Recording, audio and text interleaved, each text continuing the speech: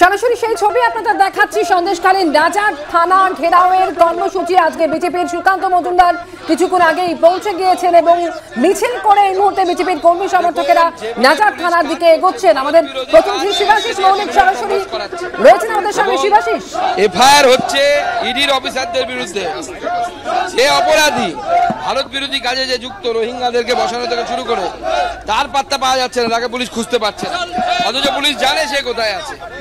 Police সম্পূর্ণভাবে দলদাসে কাজ করছে। পশ্চিমবঙ্গের পুলিশকে একে মাননীয় মুখ্যমন্ত্রী ভারত বিরোধী একটি শক্তিতে পরিণত করেছে।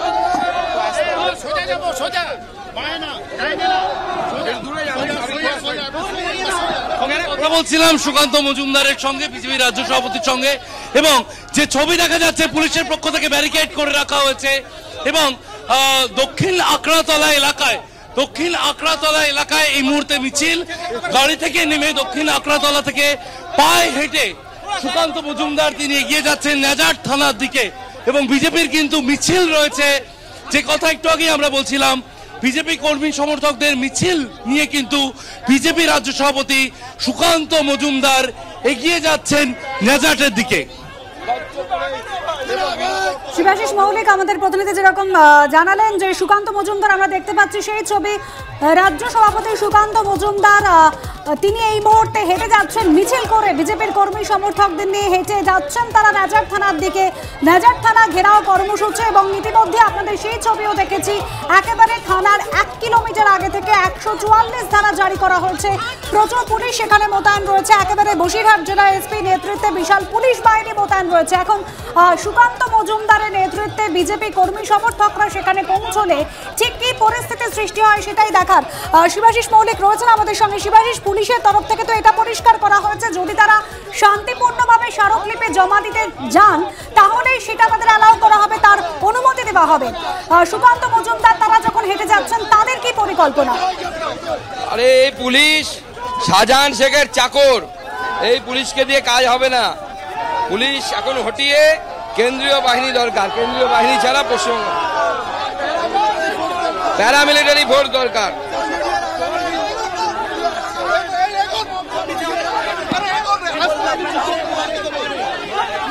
যদি বাধা দেওয়া হয়, বলা হচ্ছে শান্তিপূর্ণভাবে সুকান্ত মজুমদার আসতে পারে। আমরা শান্তিপূর্ণভাবেই যাচ্ছি, অশান্তি পুলিশ করছে। আমরা আমাদের পার্টির প্ল্যান মতো চলছি। পুলিশ যদি ডালে ডালে চলে, আমরা ভারতীয় জনতা পার্টি পাতায় পাতায়। তাদের অপদার্থ এসপিকে সরাতে হবে এই জেলা থেকে। এই এসপির থাকার নৈতিক অধিকার নেই। পুলিশ একদম জানে কোথায় আছে। তৃণমূল কংগ্রেসের নেতারা প্রত্যেকে জানে, কলকাতা থেকে শুরু করে এই জেলার পর্যন্ত শেখ শাহজাহান কোথায় আছে। এদেরকে দিয়ে তো মুখ্যমন্ত্রী এবং তার ভাইপো সব ব্যবহার করে, তো ভোটে এদেরকে তো ব্যবহার করে। ভোটে তো এরাই ভোটটা করায় এবং রোহিঙ্গাদেরকে বসায়। পশ্চিমবঙ্গের ডেমোগ্রাফিকে চেঞ্জ করার চেষ্টা করছে। চলুন একটু দূরে চলুন।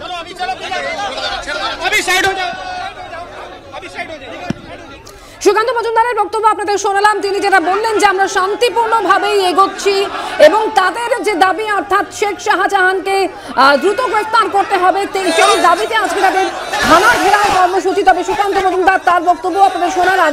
আমাদের আরেক প্রতিনিধি ব্রতদীপ ভট্টাচার্য সরাসরি রয়েছেন।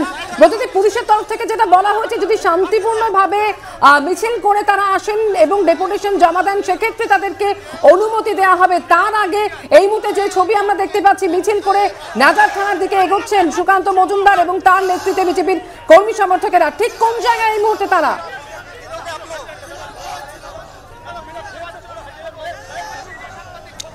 দেখো, কিছুক্ষণ আগেই যেটা দেখছিলাম সুকান্ত মজুমদারের নেতৃত্বে বিজেপির সেই মিছিল সেটা কিন্তু এগোচ্ছে। আর অন্যদিকে এখানে তুমি দেখতে পারবে পুলিশের তরফ থেকে কিন্তু তাদের যে নাজার থানার আগে আটকানোর যে প্রস্তুতি সেটাও কিন্তু সেরে ফেলা হচ্ছে। পুলিশের বিশাল বাহিনী এখানে উপস্থিত রয়েছে, র্যাফ রয়েছে এবং তার সঙ্গে টিয়ার গ্যাসের শেল আনা হয়েছে, লাঠি রয়েছে। যদি কোনো রকম কোনো অপ্রীতিকর পরিস্থিতি তৈরি হয় তাহলে কিন্তু পুলিশ কড়া হাতে মোকাবিলা করবে। কিন্তু পুলিশের তরফ থেকে এই বার্তাও দেওয়া হচ্ছে যদি বিজেপির তরফ থেকে শান্তিপূর্ণভাবে তারা আসেন, তাদের কয়েকজন প্রতিনিধি থানায় গিয়ে তারা ডেপুটেশন দিতে চান তারা কিন্তু সেই অনুমতি দেবেন, কারণ নেজার থানার 1 কিলোমিটার দূর পর্যন্ত কিন্তু 144 ধারা জারি করা হয়েছে। এখানে ইতিমধ্যেই পুলিশের তরফ থেকে মাইক নিয়ে আসা হয়েছে এবং সেই মাইকে ঘোষণার ব্যবস্থা রাখা হয়েছে যে যাতে ভিড় যদি নেজার থানার দিকে যেতে চায় তারা সেই ঘোষণা করবেন যে 144 ধারা জারি রয়েছে, এখানে কোনো রকম জমায়েত বা সেই এই 144 ধারা লঙ্ঘন করার যাতে তারা না করেন সেই ঘোষণাও করা হবে। একই সঙ্গে তোমায় জানিয়ে রাখি, ড্রোন নিয়ে আসা হয়েছে যাতে কোনো রকম যদি অশান্তি হয় সেই অশান্তিতে কারা কারা যুক্ত তাদের যাতে চিহ্নিত করা যায়, একেবারে সেই জন্য যাবতীয় যা ব্যবস্থা তাও রাখা হয়েছে। একই সঙ্গে পুলিশ কর্মীদের বুকে সেখানে বডি ক্যামও রয়েছে যাতে যারা আসবেন আজকে এই মিছিলে, সেই মিছিল থেকে কেউ যদি কোনো রকম অশান্তি করে তাদের ছবি যাতে একেবারে ধরা পড়ে। সব দিকে বলতে গেলে পুলিশের দিক থেকে একেবারে আঁটো ব্যবস্থা রাখা হয়েছে। কিন্তু যেমনটা কিছুক্ষণ আগে বলছিলাম, রাজ্য পুলিশের ডিজি তিনি বলেছিলেন যে যারা আইন হাতে তুলে নিয়েছেন তাদের বিরুদ্ধে কড়া ব্যবস্থা নেওয়া হবে।